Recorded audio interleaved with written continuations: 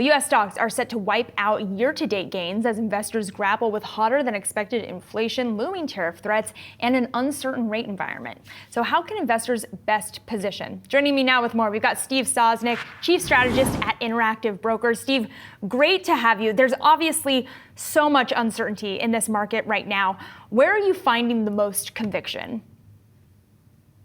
Well, I still see a lot of conviction among individual investors who have been very successful over the past few years at buying dips and following momentum trends. They're still believers in this rally. I think on the flip side, though, you are starting to see a bit more nervousness creep in, certainly from institutional investors, and some individual investors have started to waver in their resolve about buying stocks lately. The sentiment has definitely soured among consumers, and it's sort of almost, you could bifurcate the market now into investors sort of view, they have this wealth effect from all the money that good investors have made over the last couple of years. It's been phenomenal 2 years, certainly.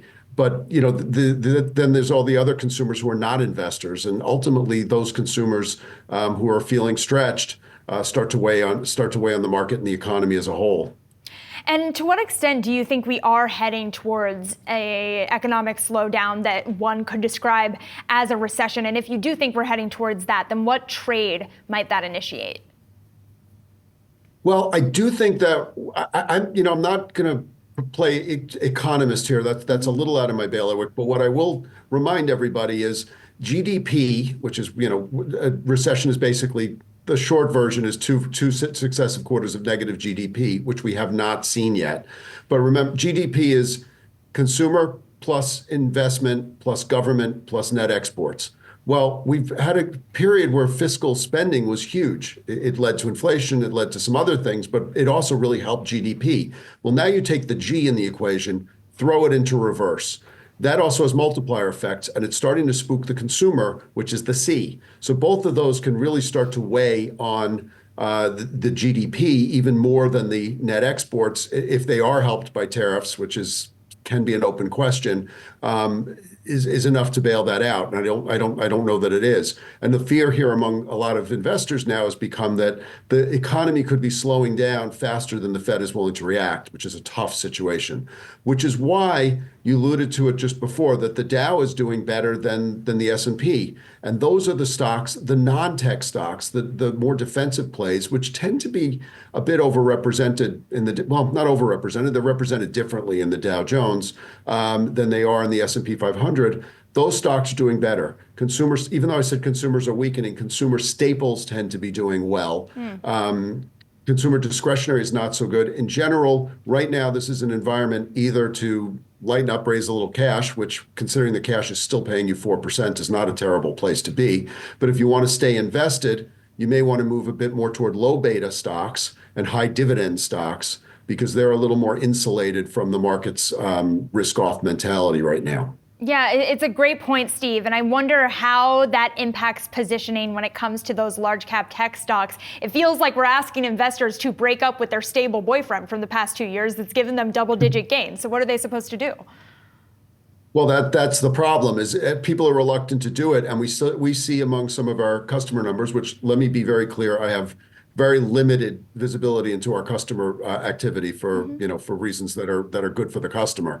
But what I can see is they're still not breaking. A lot of our most active customers are not really breaking up with that good boyfriend they've had.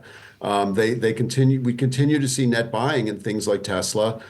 We've seen it in basically most of your Mag 7 names. I mean, among the 25 most actively traded names, when I looked yesterday, 24 of them were still to the buy side over the past week. So, I do have to wonder whether buying the dip, which has been a phenomenal strategy for a lot of people, particularly in the last few years, but it's a strategy that's worked, probably for thousands of years. You do have to wonder a little bit, at what point does it become sort of more of trying to catch a falling knife than it is, buying a dip?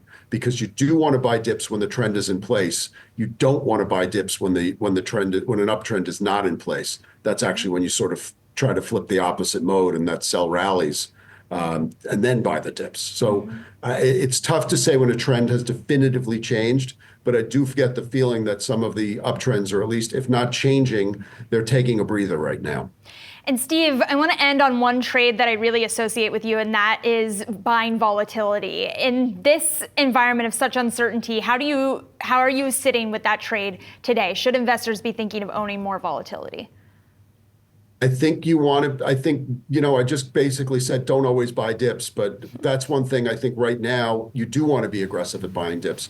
What you see with VIX and other volatility measures is, they have their ups and downs, and they've shot up higher recently. I'm not sure that volatility here is a great buy at 21, but if it starts to come down to 16, 17, and you don't necessarily feel that the risk mentality is completely changed in the market, that's a time to start thinking about adding volatility to your portfolio.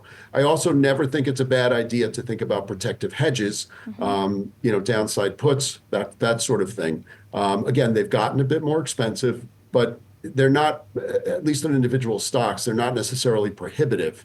And so that's something else to be considering. But that's got to be on a very specific case-by-case basis. All right, Steve Sosnick, thanks so much for hopping on with us this morning. Always appreciate having you.